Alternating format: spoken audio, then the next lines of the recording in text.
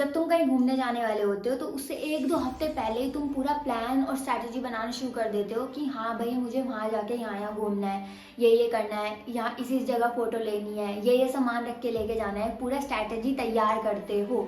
इस टाइप से तुम्हें सेम टू सेम अपने एग्जाम्स के लिए करना है।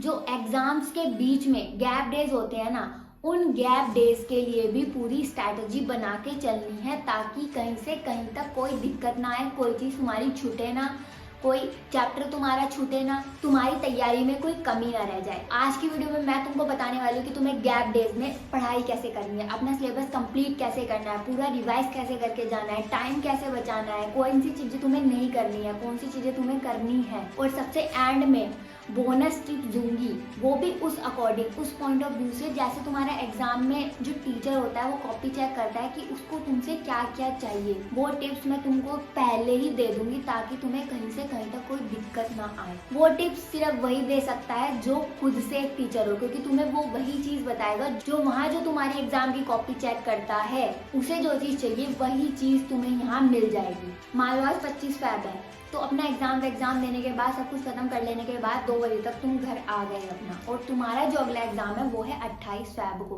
तुम्हें क्या करना है, आते ही 2-3 घंटे की अपनी नींद निकाल लेनी है, फिर उठ के चाय वगैरह पीने के बाद अपना बैठ जाना है 6-7 बजे से पढ़ने। मान लो तुम्हारा फिजिक्स या केमिस्ट्री या मैथ किसी का भी पेपर है, तो उसमें तुम्हारे 13 से 14 चैप्टर, मैं समझती हूँ कि 13 से 14 चैप्टर तो हर उसमें सब्जेक्ट में तुम्हारे होंगे ही होंगे। मान लो 14 चैप्टर्स हैं, अब 14 चैप्टर्स में से वो चैप्टर्स तुम उठा लो जो चैप्टर्स तुम्हें बहुत अच्छे से आते हैं। मान लो तुम्हें 14 चैप्टर्स में से 10 या 9 चैप्टर्स तुम्हें ऑलरेडी अच्छे से आते हैं। अब तुम्हें क्या करना है, 6-7 बजे से पढ़ने बैठ जाओ, सोने के बाद 6-7 बजे से पढ़ने बैठ जाओ, और लगातार उसे कोशिश करो कि तुम रात के 2-3 बजे तक उसको निपटा लो। अगर तुमने ऐसा कर लिया, जो शुरू के तुम्हारे जो चैप्टर्स ऑलरेडी अच्छे से हो रखे हैं, इन चैप्टर्स को तुमने निपटा लिया, तो तुम में एक अलग ही लेवल का सेल्फ कॉन्फिडेंस आ जाएगा कि हाँ मैंने 14 चैप्टर्स में से 9-10 चैप्टर्स निपटा लिए हैं। 25-25 में समझ लो तुम्हारा ये सब कंप्लीट हो जाएगा जो तुमने ऑलरेडी पढ़ रखा है। अब जो चैप्टर्स ऐसे हैं जो तुम्हें हल्के फुल्के आते हैं या ज्यादा अच्छे से नहीं आते हैं, उन चैप्टर्स को 26 तारीख पूरी दे दो, मतलब अगला दिन पूरा दे दो, 25 से अगला दिन पूरा दिन उस 3-4 चैप्टर्स पे लगा दो।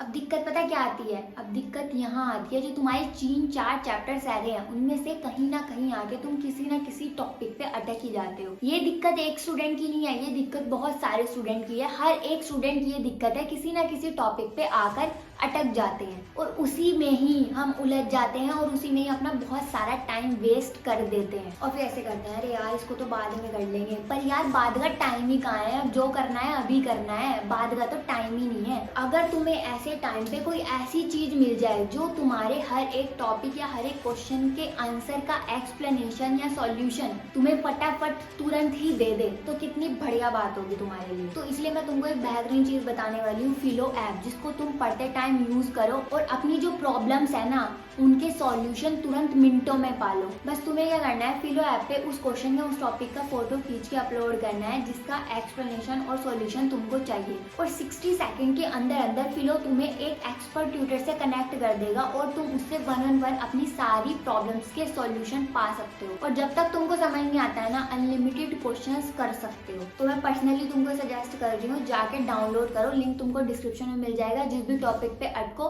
फटाफट फिलो ऐप खोलो, फोटो खींच कर डालो और अपना काम खत्म करो। अब इस टाइम तुम्हारा 26 तक सारा सिलेबस कंप्लीट हो चुका होगा। अब तुम्हारा बचा है 27 तारीख। इस दिन तुम अपने प्रीवियस ईयर उठाओ, प्रीवियस ईयर उठा के उनमें से क्वेश्चन देखते जाओ, क्योंकि तुमने ऑलरेडी सिलेबस कंप्लीट कर लिया है। देखते जाओ, अच्छा ये भी हो गया, ये भी हो गया, मन मन उसको रिवाइज करते रहो फटाफट फटाफट। और कोई क्वेश्चन जो तुम्हें अलग दिखता है या तुमसे छूट गया हो, जो तुमने ना पढ़ा हो, उसको अलग से लिख के याद कर लो। और जो पीछे वाले चैप्टर्स है ना, उनको बीच बीच में रिवाइज करते रहो, इन्हीं के बीच में रिवाइज करते रहो ताकि तुम बोर ना हो। क्योंकि मान लो तुम बार बार चैप्टर्स करे जा रहे हो, बोर हो जाओगे।